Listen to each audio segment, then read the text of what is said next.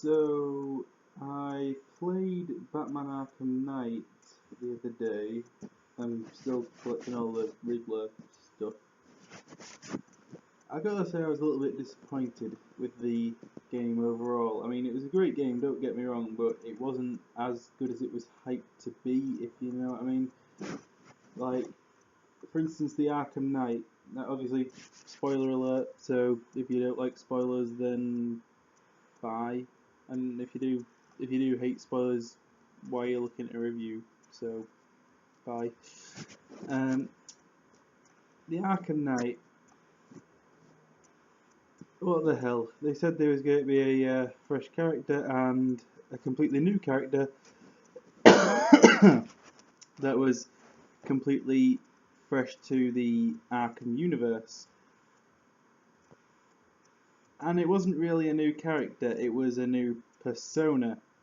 It was just fucking Jason Todd. I mean, such a stupid thing. I mean, people have been saying, is it Jason Todd? Blah blah blah blah blah, and the game makers and all that sort of stuff are saying no, it's a completely new character. And then here they are just going, okay, so we may have lied, but we couldn't come up with anything new, so you know, fuck off. The thing is that even when the Arkham Knight was actually revealed to be Jason Todd, he then pulled down a new mask, and it was, of course, the Red Hood. I mean, why would he even have a second mask? I mean, what's the point in that?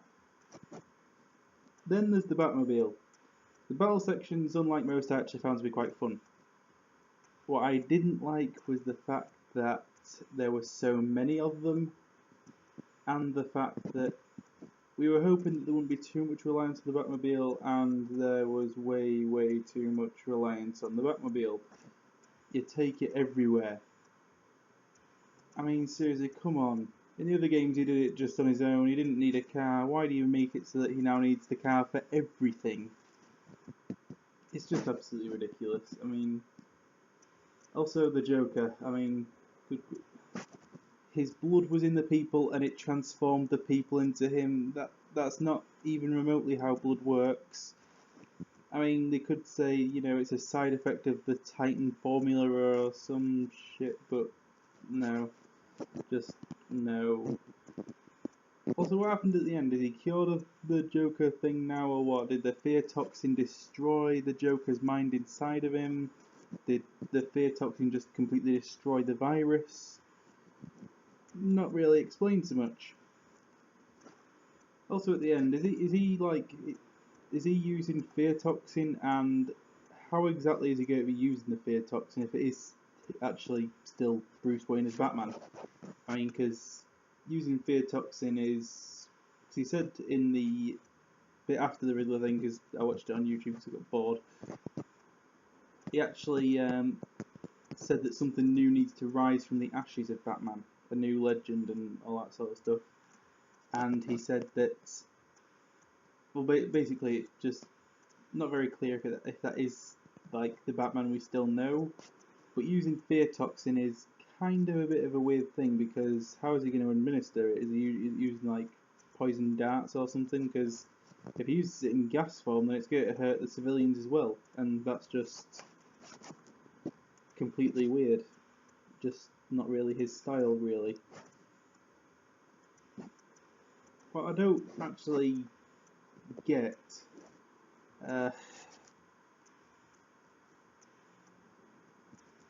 there are 1,000 ways he could have beaten Scarecrow. I mean, I'm not going to name them all because I'm just...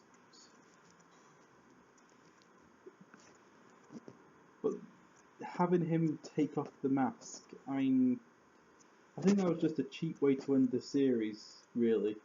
I mean, it'd be nice if we actually did get to use fear toxin in a later game, so that's maybe not off the table, but... Another thing I didn't like was the tiny DLCs that came with the game, because I bought the one which had the Red Hood DLC and Harley Quinn. I imagined that it was going to at least have like an hour or two of gameplay each, and there was like 5-10 minutes each at most. I mean, I did like the boss fight at the end of the Harley Quinn DLC because it's, you know, it's Nightwing, it's someone trained by Batman, so that's why it's so hard. But why is the Red Hood DLC boss so difficult? I mean, it's Black Mask. I mean, I must have had to shoot him like 100 times. It's like, why are you still alive? Even a real life bulletproof vest would not block that many shots. And if you just go to kill him, why not shoot him in the bloody head or the eye or something? It was just a bit weird for me. And when Red Hood saved Batman, it's like, what, so all of a sudden he's friends with him now, or what? I mean, just makes no sense to me. I mean, I like that that now even the criminals know that Batman is Bruce Wayne. And it's like, some of them are just saying, alright, now I'm going to go after you as Bruce Wayne instead of Batman because it's easier. Whereas people like Deathstroke are like, I don't care that you're Bruce Wayne, it's because to me you're just Batman and that's it. And I really like that. I actually do really enjoy that fact. And then there's the Riddler saying, oh, you may have tricked everyone else, and it's like, oh, come on, for God's sake. I mean, Riddler, he's an intelligent person. You don't need to keep doing these stupid games where you make the intelligent person seem like a complete idiot by saying, oh, you may have tricked everyone else, but it's like, okay, seriously, how would he have tricked Scarecrow into seeing Batman's face? I mean, come on. So yeah, I mean, don't get me wrong. That I love the unmanned tanks. I love the drones. Well, yeah, unmanned tanks and, you know, flying drones and all that sort of stuff. I enjoyed the fear takedowns as well, because in the other games it's like all you can do at the start of a fight is at best a combat takedown, and then you just immediately into action with just one guy down. With this, you can take down as many as 5 all at once. And if you actually, if there's only 6 guys in the area, then basically with the 6th guy, you just have to do one punch and he's knocked out anyway. So it's kind of like 6 fear takedowns, really. I love the new suit. I enjoy the fact that you can glide for, well, practically forever, really. I like the much higher grapnel boost and all that sort of stuff. The gadgets. The gadgets are the same as they were in the last game. Well, not the last game, because the last game was Origins, but the last one made by Rocksteady.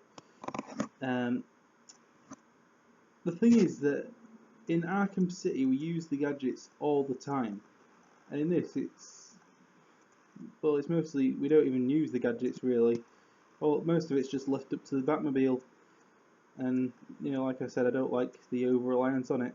I mean, he takes it with him bloody everywhere, you know, even underground and all that sort of stuff in the sewers, and it's like, for God's sake, I mean, in Arkham City you wouldn't have even been able to fit the Batmobile on most dirt roads. And, you know, I just don't really like the over-reliance on it. I mean, don't get me wrong, I love the design, I love the weapons.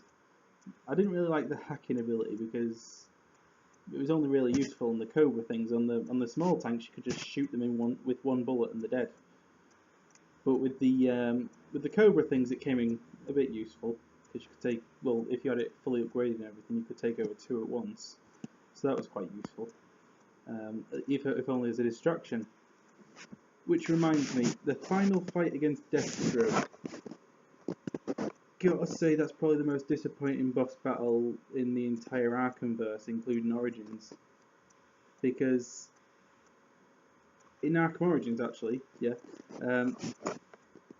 the battle against Deathstroke was probably the best battle in the entire Arkhamverse, because it was just like, it was 2 equally matched opponents, and we had to fight with everything we had. You know, encounter everything, dodge everything. And then here, once again, reliance on the Batmobile.